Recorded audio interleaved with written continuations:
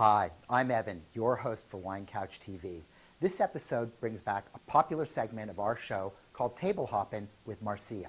Marcia is, of course, Marcia Gagliardi, the author of A Tablehopper's Guide to Dining and Drinking in San Francisco, as well as the very popular e-letter, tablehopper.com. Marcia is a wealth of knowledge as she dines and drinks her way across not only San Francisco, but the Bay Area, Northern California at large, and jaunts to other cities such as LA, New Orleans, and even New York.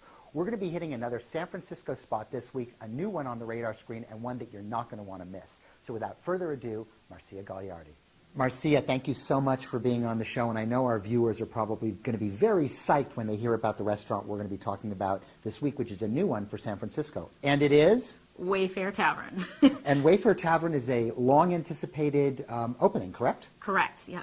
It's Tyler Florence's new project, and it moved into the former Rubicon space in the financial district. A beautiful historical building, and I have to hand it to the guy. He's done an amazing job with the renovation of the space. So the Food Network chef has pulled off a high-quality restaurant in a city as discerning as San Francisco. Very much so. I think it's beautiful, and it really, I mean, it's such a beautiful space that it's nice to have more activity and liveliness in it. And what are they trying to do with the food? Is it truly quote-unquote tavern fare, or what's the point of view here? He's struck a nice note between kind of this Barbary Coast feeling, like there's Hangtown Fry on the menu, but also in some classics like green goddess dressing with a butter lettuce salad. Mm-hmm. But then there are also some more kind of California bistro touches too, like some chicken paillard, steak tartare. So I'd say it has that nice balance with kind of classic and California. Left Bank of France meets Left Bank of California. That'll work, way? yeah. That works for us too. And the wine program is quite interesting. Obviously some big shoes to fill in following Larry Stone in that space with any wine program. But Thomas Marcel, who's the GM there, and his team, I think have done a lovely job with this all-American wine list, which is, mostly Californian primarily, but what I like about it is it sort of strikes at three levels. One, it's actually quite reasonable. In this day and age of particularly high markups, and especially when you go to a celebrity chef restaurant, I would think of very high markups. These are quite fair. Two, if you are looking for something unique and special, there's something there. But if you're coming in from, Des Moines, Iowa, no offense to anybody out there, Des Moines, Iowa, and you're looking for some comfortable labels that you're going to find those as well. And three, if you are a San Franciscan, and we do this a lot, want to bring in your own wine, you're not punished. The corkage is only $20 a bottle, which I think in this day and age is quite reasonable. However, with all the nice offerings they have, you're not going to necessarily need to bring in a wine. So I picked something off their by the glass list, something that we do regularly, and I selected a sparkling wine.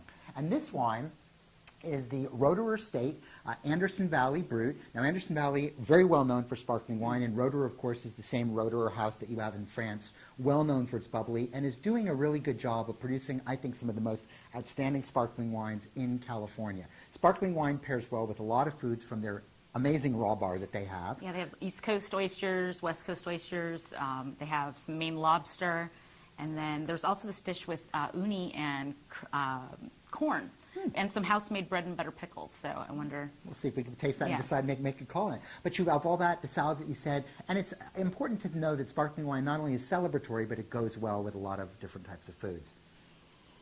This is very classic of Roederer. They age a little bit of their still wine, their base wine in wood, which adds sort of a slightly richer note to it and very faint I like that. hint of almost a slight spice. And then you've got this just gorgeous quality of fruit. You've got green apple, you've got a little bit of citrus, and you've got notes of almost like a sort of exotic, almost dragon fruit-like thing if you were over in Singapore or something like that. In the palate,